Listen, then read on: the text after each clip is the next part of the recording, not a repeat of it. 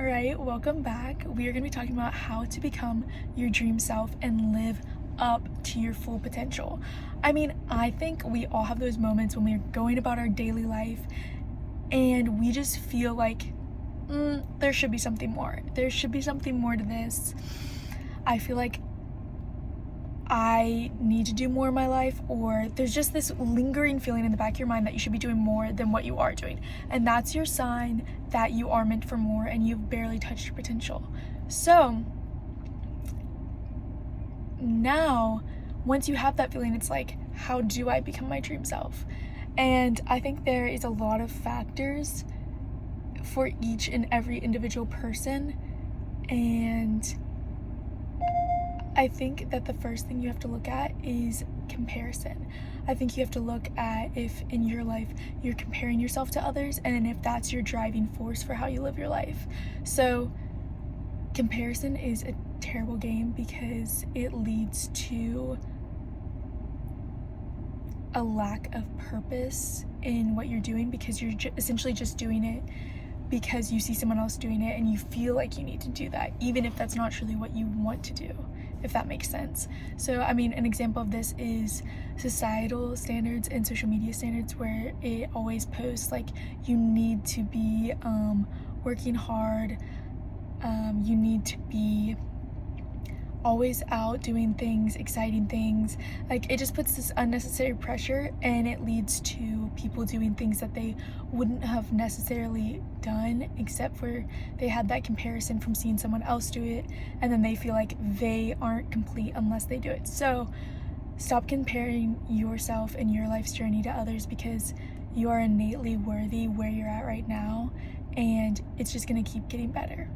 So then the next thing that I've noticed in just my own personal stuff is that we oftentimes have this happiness paradox, where we think that once we reach the destination, or once we get that job, or once we get on that plane to go to that dream location, we are going to feel fulfilled and we're going to feel happy. But studies and self-help books that I've read have shown that that literally isn't the case.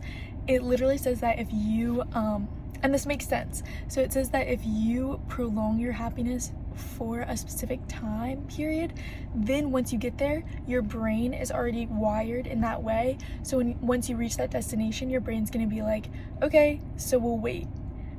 And so you never truly feel that happiness that you deserve right now. So that's the good thing. We have our amazing mind that we can just choose to feel happy right now. And just take 3 seconds right now and think of something in your day, just today, that made you happy, or that was a light in your life today, and just find joy in that moment, even though you have 3 years until you can go to the south of France, or you have you have goals that are long term. And so instead of pushing out your happiness, try to just find little joys every day. That way, when you inevitably reach your dream job or your dream lifestyle, you're gonna be happy, and it's gonna be sustained happiness because you knew how to be happy in the journey. Then hopefully that was helpful. And then the last thing that I think is a major block for people wanting to try to become their dream selves, but they just feel stagnant, or somehow they're just unable to reach that, is an identity prison. So this one is interesting. So people sometimes, due to past experiences or the people they're around, they get stuck in what is called an identity prison. So this can look like you only see yourself in a certain light because of things that have shaped you. So say you weren't good at taking tests, then you're going to see yourself as a person that doesn't take tests well. Sorry, I thought that car was gonna hit me, but that's okay. And if people reinforce that, if your teacher reinforced that in you, then you're gonna have that identity, when in reality, it doesn't matter what she said, it doesn't matter what that is. You can change your identity right now. You can believe that, no, I'm actually a good test taker, and I'm gonna study, I'm gonna try different habits, and I'm gonna do well. And you can, but it takes that shift of identity, because if you can't shift your mind to think no, I am worthy of being a good test taker, or I am worthy of being a smart communicator. Maybe everyone has told you, oh, she's just like, or he's just shy, like that's their personality.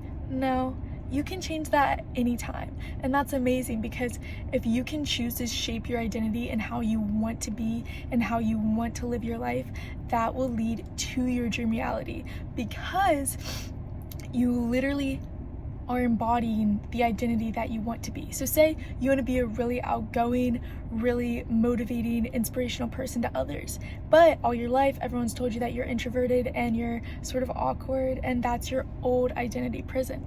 But you can literally shift into the new identity, if that makes sense. And I just hope that this was helpful for someone who's trying to achieve their dream life and reach their full potential in this literally short lifetime that we have. And I know you can, and I know it's an inevitable pathway that you have to reach that, but hopefully these tactics will just help you along that journey, because sometimes it's hard and sometimes we don't want to be happy when we have to do certain tasks, but if we can find the little joys and we can create a new identity for how we want to live our life, it will just be, the process will be so much more fun, and we won't feel like we're missing out on anything, because we're not comparing ourselves, because we know that everyone has a unique path to get there. And so we can support each other, because not comparing, you feel like you can support each other more. So I hope this was helpful, and I hope today that you feel like you're one step closer to the dream person you want to be. So I hope you have a great day.